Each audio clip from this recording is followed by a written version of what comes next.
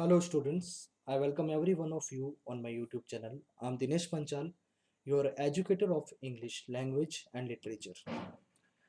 Today, the reason behind making this video is to make clear that how we are going to prepare for the examination of class 11th English literature and language. Both the things will be covered here. And in this video, I'm trying to make efforts to tell you that how the English should be prepared and what are the fundamentals of the English when you are coming in class 11th after passing the class 10th. Uh, One or two things are here which are going to matter. First thing what I'm going to tell here is that whatever the English you have read up to class 10th, that was related to the grammar. Especially our main focus was on grammar. Okay, now why we have studied this grammar portion of English? The reason behind this is that firstly we had to learn that how the sentence structure should be there. Okay, and second effort, what we had covered there was to have a good vocabulary to use that in our practical life. This is the one thing which I have told you here that the reason of studying the language English in class 10th was to have the knowledge of complexities of English grammar and so that we can be able to make the sentence structure, and last thing, we can have good command on our vocabulary as well. So these were the all things we had covered in class 10th, ninth, and the earlier classes before class 10th. Okay, so this was our main thing. And today when we are learning the English of class 11, the first thing is that we will focus on the practical use of the English in our routine life. That is our main focus area when we are learning the English in class 11th and 12th. Higher classes के अंदर आप जैसे ही आते हैं, okay, then you will find that the system of learning the language English will be completely changed. And how these changes are going to be there, the English syllabus is divided into four parts in every class. Okay, and in this four part, what we see, first portion is of reading, second portion is of grammar, third is textbook, and fourth one will be writing portion, or writing portion can also be called composition portion. So the syllabus of English is divided into these four segments, in which the first one will be reading, second one will be grammar, and third one will be textbook, and fourth one will be composition, or this part of composition can also be called the writing section of English. Okay, see now what we are going to do in this reading section. In reading section we are provided the passage to comprehend. Comprehend means आपके सामने कोई text दे रखे हैं, उन text को पढ़ने के बाद आप उस पर्टिकुलर पैराग्राफ का या फिर जो टेक्स्ट हैं उनका कितना पोर्शन समझ पाते हैं. ठीक है, आपकी समझ कितनी है, आपकी रीडिंग कैसी है, इन स्किल्स को टेस्ट करने के लिए आपका रीडिंग का पोर्शन होता है इंग्लिश के सिलेबस के अंदर. The first thing is this. Second thing, जब आप ग्रामर पे आते हैं, ठीक है, अब ये ग्रामर का पोर्शन जो है वो आपकी हेल्प करेगा इस रीडिंग वाले पोर्शन के अंदर भी, इस टेक्स्ट बुक वाले पोर्शन के अंदर भी, और साथ ही में in this portion of composition as well. So the grammar is somewhere the fundamental, और ये फंडामेंटल नॉलेज जो है वो अपन को क्लास 10th से अर्लियर की क्लासेस के अंदर and even in class 10th we have learned about that. Okay, now third one will be the textbook. Okay, whatever you have studied in this grammar section, you have to see the all things in practical in your textbook, where you will have a good command on vocabulary, because when you are reading the textbook, that time you will go through many of the new words there. Okay, बहुत सारे नए words आपके सामने आएंगे जिनकी meaning आपको समझने होंगे, उनका डिक्शन आपको करना पड़ेगा, उनका मीनिंग देख के, और उनका सही स्पेल क्या होता है, ये सारी चीज़ें जो हैं, because without having a good command on your vocabulary portion you cannot have good writing. That is the last part. Okay, composition का जो portion होता है, here you need a good vocab, साथ ही में आपको एक अच्छी grammar चाहिए, और इन ग्रामर और वोकेब के कॉम्बिनेशन से ही आपका राइटिंग का पोर्शन जो है वो डेवलप होगा, ठीक है। अच्छा, एक और एडवांटेज जो मैं यहाँ पर टेक्स्ट बुक का बताना चाहूँगा, इस टेक्स्ट बुक के एक एडवांटेज को आपको ऐसे समझना है। टेक्स्ट बुक को हम जब भी पढ़ते हैं, that time what are the major content of the literature, in which first thing you see that there are some stories, okay, after that there are poetries,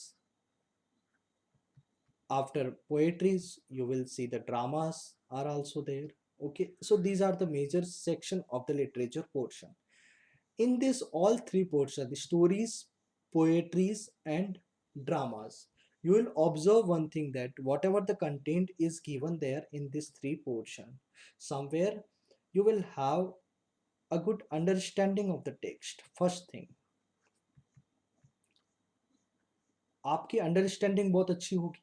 और सेकंड, आपको जो यहाँ पर पोर्शन समझना है, you will go through some new thoughts as well. आपका thought process बहुत अच्छा होगा जिस समय आप लिटरेचर पढ़ते हैं, आपको ये बात समझनी है। सो आपका लिटरेचर पे बहुत अच्छा कमांड हो जाता है जब आप थॉट प्रोसेसेस जो होती हैं उनको एनालिसिस करना सीखते हैं, तो इसके बाद एक अच्छी थॉट जो है वो आपकी बनती है। आप नई नई चीज़ों से कहीं ना कहीं पर रूबरू होते हैं, ऐसा भी कहा जा सकता है यहाँ पे। ये सारी चीज़ें जो हैं वो हमारे पास इंग्लिश के बेसिक्स के अंदर आती हैं। इसके बाद हम और कुछ चीज़ों की बात करेंगे यहाँ पे, किसी भी लैंग्वेज को सीखने का एक बहुत अच्छा तरीका क्या होता है, ठीक है।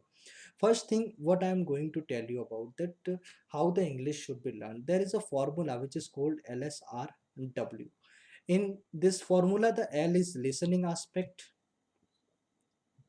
Second one, S is the speaking aspect. Third one, R is the reading aspect. And at last, you'll observe here it is W, which means writing. Writing जो है वो हमारा लास्ट पोर्शन है इस पूरे LSRW सीक्वेंस का। और ये सारी चीज़ें एक सीक्वेंस के अंदर होनी चाहिए। जब भी हम कोई लैंग्वेज सीखते हैं तो उसके अंदर सबसे ज़्यादा इम्पैक्ट किसी चीज़ का होता है, तो वो हमको लिसनिंग का नज़र आता है, ठीक है। Like as much as you will listen the English language, you will have good command on English as well. If you are not listening the English, so means that you are not going to develop a good command there on English, isn't it? ये सारी बातें हमारे सामने हैं, तो listening का portion जो है वो बहुत अच्छा होना चाहिए अपना। और लिसनिंग के लिए आप सबसे अच्छा मेथड अगर कोई यूज कर सकते हैं क्या, आपके जो टीवी शोज होते हैं, मूवीज हैं, उनको आप सबटाइटल्स के साथ इंग्लिश के अंदर देखें, कहीं ना कहीं पर इसका बेनिफिट मिलेगा। इसके बाद आप जो न्यूज़ सुनते हैं, अपना ट्रैक चेंज करें, that instead of listening the news in Hindi, what you have to do, you have to learn the and you have to see the watch the news also in English there, okay। आपको pronunciation का बहुत अच्छा idea होगा, sentence formation का बहुत अच्छा idea होगा, ये सारी चीज़ें आपकी कहीं ना कहीं पर कनेक्ट होगी। तो लिसनिंग एक बहुत बड़ा एस्पेक्ट है जिसके ऊपर फोकस किया जाना चाहिए। सेकेंड, हम बात करते हैं स्पीकिंग की। आप जब चीज़ों को सुनने लगते हैं तो आपका स्पीकिंग जो है वो ऑटोमेटिकली डेवलप होता है क्या, है ना। एक एग्जांपल है जिसको मैं आपके साथ शेयर करना चाहूँगा। एक इंटर्नशिप की बात बता रहा हूँ। जब मैं इंटर्नशिप पर था अपने टीचिंग ट्रेनिंग के कोर्स में, तो उस समय क्या हुआ था, एक केस हुआ था। लाइक मैं गवर्नमेंट स्कूल में गया था जहाँ पर प्रिंसिपल ने मुझे क्लास 12 दी थी कि सर आप जाके इस क्लास के अंदर पढ़ाएं, ठीक है। अब उस गवर्नमेंट स्कूल का कंडीशन ये था, आप ये कह सकते हो, जब मैं किसी बच्चे को ये बोल रहा हूँ स्टैंड अप, है ना, तो उस बच्चे को ये तक नहीं पता है स्टैंड अप का मीनिंग जो है वो क्या होगा। उसके अंदर कई सारे ऐसे बच्चे थे जो बहुत एक तरीके से मार्जिनलाइज्ड बैकग्राउंड से आते हैं, उनका सिचुएशन उतना अच्छा नहीं था, और इंग्लिश जो है वो उनके लिए फॉरेन लैंग्वेज थी, है ना। और उनको मैं खुद जब वहाँ जाके उनके सामने पढ़ा रहा हूँ तो उनको लगा कि यार ये एक स्ट्रेंज पर्सन है, ठीक है, और ये जो लैंग्वेज हमको पढ़ाने के लिए आया वो किसी भी तरीके से हमारी मदर टंग से मैच नहीं करती, ठीक है। तो एक डर सा उनके मन में था। But after that what happened that I constantly use the language of English in the class and after that in the instruction also। तो हमारा मीडियम ऑफ इंस्ट्रक्शन जो है वो कहीं ना कहीं पर इंग्लिश में था, ठीक है। और मैंने एट लास्ट आफ्टर 30 और 40 days आई ऑब्जर्व दैट कुछ स्टूडेंट्स ऐसे थे, जब मैं उनके सामने 2-5 मिनट की इंग्लिश की कॉन्वर्सेशन जब कर रहा हूँ तो वो ज़्यादा तो नहीं पर कम से कम उसको समझ पा रहे थे। तो ये डेवलपमेंट जो है वो उनका कहाँ से हुआ, लिसनिंग से हुआ, ठीक है।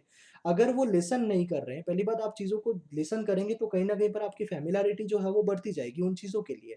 तो लिसनिंग एक बहुत बड़ा एस्पेक्ट है। सेकंड हम बात करें स्पीकिंग की, जब आप लिसनिंग करेंगे तो आपका स्पीकिंग जो है वो ऑटोमेटिकली इंप्रूव होगा। कुछ स्टूडेंट्स जो हैं इसके बाद रेस्पॉन्स भी करते हैं जब वो बहुत ज़्यादा उस पर्टिकुलर लैंग्वेज को सुनते हैं, ठीक है। थर्ड पोर्शन हमारा होना चाहिए रीडिंग का पोर्शन। इसके बाद आपको पता है when you have started to read the language that time you will feel that you have lack of vocabulary to use on a particular moment। आप किसी मोमेंट पर जब उस vocabulary को यूज करना चाह रहे हैं तो आपके पास शब्दों की कमी होगी, और शब्दों की कमी को जो पूरा किया जाता है वो होता है रीडिंग के पोर्शन से। रीडिंग आपकी जितनी अच्छी होगी आपका वोकैब के ऊपर कमांड अच्छा होगा, और उसी वोकैब को आप अपनी प्रैक्टिकल लाइफ के अंदर यूज कर पाएंगे, ठीक है। लास्ट में बात करूँ राइटिंग वाले पोर्शन की, तो जब आपकी ये सारे डेवलपमेंट्स हो जाते हैं इसके बाद आप एक अच्छे राइटर बन सकते हैं। इसीलिए मैंने जो आपका इससे पहले की स्लाइड के अंदर बताया था, जो हमारे 4 सिलेबस के पोर्शन है उसके अंदर एक राइटिंग भी होता है, और राइटिंग के लिए आपकी ये तीनों एस्पेक्ट बहुत अच्छे होने चाहिए, तभी जाके आप एक अच्छी राइटिंग को डेवलप कर सकते हैं। ये कुछ बेसिक्स हैं जो मैंने लैंग्वेज के बताया। Undoubtedly if you would be in offline classes तो हम उसके बारे में और भी कई सारी चीज़ें जो हैं वो डिस्कस कर सकते थे, और कई सारे ऐसे एक्सपेरिमेंट्स भी हैं जहाँ पर आप खुद ऑब्जर्व करते हैं इन चीज़ों को, that we can have a good command on English if we are focusing on in this 4 areas, that is the LSR and W। Okay, अब देखो हम इस वीडियो के मेन ऑब्जेक्टिव के ऊपर आते हैं। Like you all know that the pandemic corona is going on in the country presently, and the most affected sector is the education, specially the private education, है ना। यहाँ पर हमारे सामने बहुत सारे इश्यूज हैं, और आप ये चीज़ें भी ऑब्जर्व करेंगे कि कई सारे एक 4-5 महीने से जो अपन बात करें तो हमारा स्टडी जो है वो एक तरीके से रुका हुआ है। हमारे कहीं ना कहीं पर जो भी प्लान्स थे, हम क्या करने वाले हैं, सब्जेक्ट को कैसे प्रिपेयर करेंगे, इन सारी चीज़ों के ऊपर एक तरीके से एक स्टॉप आ गया है, ठीक है। अब इस पोज को दूर करते हुए हम लोग यहाँ पर एफर्ट कर रहे हैं कि इस ऑनलाइन मीडियम से आपको बेस्ट कंटेंट जो है वो प्रोवाइड कराया जाए, और ये लेक्चर भी लंबा हो सकता है। उसका रीज़न भी यही है, जो आपको क्लासरूम के अंदर जो 45 मिनट्स का एक लेक्चर मिलता है, so what ever the content you learn in this 45 minutes, the same content you will get here on the online platform as well, but only difference will be there that we will not interact face to face with each other, है ना। हम यहाँ पर ये चीज़ नहीं कर पा रहे, otherwise all the things are same. आपको जो भी डाउट्स रहे आप पर्सनली मुझे बताएं कि सर ये चीज़ें हैं जो हमको प्रॉब्लम्स कर रही है, तो वहाँ पर मैं उसको ट्राई करूँगा कि आपके लिए उसका एक अच्छा सा सॉल्यूशन जो है वो लेकर मैं आऊँ, ठीक है। अब ये बात कर रहे हैं हम जो कि CBSE ने आपका 30% सिलेबस रिड्यूस करा है। इससे पहले भी मैं सिलेबस के ऊपर एक वीडियो जो है वो आपको प्रोवाइड कर चुका हूँ, that what will be the syllabus of class 11। अब 30% सिलेबस रिड्यूस करने के बाद हमारे पास क्या क्या चीज़ें बचती हैं, हम उनकी बात यहाँ पर कर रहे हैं इसके अंदर। तो यहाँ मैं आपको कुछ चीज़ें बताता हूँ कि क्या क्या चीज़ें जो हैं वो आपके सामने कम करी गई है, ठीक है। अब सिलेबस के अंदर सबसे पहला आपका जो पोर्शन है वो अपन को नज़र आता है पार्ट ए के रूप में, जहाँ पर रीडिंग पोर्शन जो है वो अपन को दिख रहा है, ठीक है। अब रीडिंग पोर्शन के अंदर क्या क्या चीज़ें हुई हैं वो मैं पहले आपके लिए क्लियर करूँ, कि जो रीडिंग पोर्शन है वहाँ पर मैं आपको पहले से ही बता चुका हूँ कि यहाँ पर हमारे सामने क्या आते हैं, पैसेजेस आते हैं, ठीक है। तो ये पोर्शन आपका 11th क्लास में लगभग आपको सेम नजर आएगा। इसके अंदर क्या है, कुछ MCQs आपके होंगे based on one unseen passage to assess comprehension. Comprehension में आपको बता चुका हूँ कि क्या होता है, समझ होती है अपनी, ठीक है। इंटरप्रेट करना उसको, यानी कि उसको इंटरप्रेट करना आप अपने हिसाब से उसको डेवलप कर सके, एक अच्छा थॉट अपना डेवलप कर सके उस पर्टिकुलर पैसेज के बारे में, ठीक है। And inference, vocabulary and inference of meaning will also be assessed। आपको ये बात ध्यान रखनी है। इन्फरेंस का मीन्स होता है there is a sort of relation between the first paragraph and the second paragraph, और between the first thought and second thought, ठीक है। वो इन्फरेंस होता है, और इन्फरेंस के साथ ही आपकी वोकेबलरी जो है उसको भी टेस्ट किया जाएगा, जो आपके MCQs होंगे उसके अंदर। द पेसिस में बी फैक्चुअल, डिस्क्रिप्टिव और लिटरेरी, इनमें से किसी भी तरीके का पेसेज जो है वो आपके सामने हो सकता है। अब मैं कुछ चीज़ों को यहाँ पर डिस्क्राइब कर देता हूँ। फैक्चुअल पेसेज क्या होता है, फैक्चुअल पेसेज मीन्स जहाँ पे आपको उस पर्टिकुलर पेसेज के अंदर कुछ फैक्ट्स बताए जाते हैं। And second one description, that is the description of any particular thing, place, है ना, उनके बारे में अपन को डिस्क्रिप्शन नजर आता है। और लिटरेरी का मीन्स आपका होता है लाइक कोई स्टोरीज हो गया या फिर कोई बायोग्राफीज हो गया, ये सारे जो है वो हमारे लिटरेरी पैसेजेस के अंदर आते हैं, ठीक है। ये बात आपको यहाँ पर समझनी है। 10 out of 11 questions to be done. यहाँ पर आपके सामने ऑप्शन रहेंगे जहां पर आपको 10 क्वेश्चन करने हैं आउट ऑफ 11, ठीक है। तो ये आपका 10 मार्क्स यहाँ से कवर होगा, और रीडिंग पोर्शन जो है वो आपका 18 मार्क्स का है, ठीक है। तो एक बड़ा वेटेज है इसका। इसके बाद आपके पास MCQs question based on case based factual passage with verbal और visual inputs like statistical data, charts etcetera. 8 out of 9 question to be done. इसके बाद एक सेकेंड पैसेज आएगा आपके सामने। यहाँ क्या होने वाला है, आपको ये वर्बल या विजुअल इनपुट्स बता दिए जाएंगे। वर्बल मीन्स आपके सामने कोई एक छोटा सा लाइन लिखी हुई है, और उस लाइन को देखते हुए आपको उस पैसेज को डेवलप करना है, ठीक है। और वो पैसेज जो है उसमें कुछ चीज़ है। वर्बल मीन्स यहाँ पर आपके सामने वो पैसेज जो है वो लिखा हुआ है, ठीक है। और विजुअल जो है वो भी यहाँ पर हमारे सामने कुछ इस तरीके से आ सकता है कि लाइक कोई एक चार्ट के फॉर्म में आ गया, कोई स्टैटिस्टिकल डेटा जो है वो आ गया, ठीक है। तो इस तरीके से ये आपका पैसेज आएगा, और उसके अंदर आपको क्वेश्चन टोटल आएंगे 9, और जिसमें से आपको 8 जो है वो अटेम्प्ट करने हैं, ठीक है। तो ये आपका 18 मार्क्स का पोर्शन हो जाता है जो पार्ट ए से डील करता है। सेकेंड हम आते हैं ग्रामर के पोर्शन के ऊपर, जो कि हमारा 8 मार्क्स का है, ठीक है। ग्रामर के अंदर पहले 11th क्लास के अंदर काफ़ी बड़ा कंटेंट था, बट उसको हटा दिया गया, और इसके बाद यहाँ पर आपके सामने एमसीक्यूज ही रहेंगे, और ये रीऑर्डरिंग ऑफ और ट्रांसफॉर्मेशन ऑफ द सेंटेंसेस, ये आप क्लास 10th के अंदर भी पढ़ चुके हैं, ठीक है। एंड यहाँ 11th क्लास के अंदर भी हम इनके साथ एक बार फिर से डील करेंगे। और एक रहेगा गैप फिलिंग का, जहाँ पर डिटर्मिनर्स और टेंसेस की बात करी जाएगी। तो ये आपका टोटल 8 मार्क्स का पोर्शन जो है वो ग्रामर का रहेगा। Next, when we come here on the literature section, I have already told you that there are two books in literature, in which the first one is the Hornbill and second one is the Snapshots, है ना। तो ये आपका content रहेगा, ये दो books हैं आपके पास। इसके अंदर आपका हॉर्नबिल के अंदर एक सेक्शन जो है वो पोएट्री का भी रहेगा, और एक सेक्शन जो है वो हमारे सामने प्रोज का रहेगा। तो इससे हम कैसे डील करेंगे और किस चीज़ को ध्यान में रखते हुए हमको प्रिपेयर करना है from the exam point of view, ठीक है। यहाँ पे क्या रहेगा, एमसीक्यूज रहेंगे आपके सामने। From an extract from poetry from Hornbill to assess comprehension and appreciation, any 1 out of 2 extracts to be done. देखो यहाँ पर एमसीक्यूज आपको दिए जाएंगे फिर से, और ये क्या होंगे, आपके पोएट्री जो है उनके स्टेंजास होंगे, ठीक है।